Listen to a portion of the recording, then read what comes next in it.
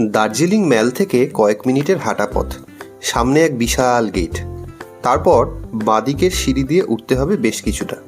মঠ নাকি মন্দির আপনার যা মন চায় বলতে পারেন, কারণ দার্জিলিংয়ের মহাকাল মন্দিরে শিব ও বৌদ্ধের সহাবস্থান। 1765 সালে তিব্বতী দোর্জে রিঞ্জিন আজকের এই অবজারভেটরি হিলে বৌদ্ধ মঠ প্রতিষ্ঠা করেন। 1782 সালে সেই দোর্জে রিঞ্জিনই তৈরি করেন মহাকাল মন্দির। এরপর উপজাতিদের আক্রমণে মঠ ক্ষতিগ্রস্ত হয়। পরে সেই মঠ প্রতিষ্ঠা হয় ভুটিয়া বস্তিতে। কিন্তু মহাকাল মন্দির থেকে যায় এই শান্ত পাহাড়েই। এই মন্দিরে একই ঘরে মহাদেব ও বুদ্ধের একসঙ্গে বাস। দার্জিলিং আসলে ম্যালের ওপর এই মহাকাল মন্দিরে আসতে একেবারেই ভুলবেন না।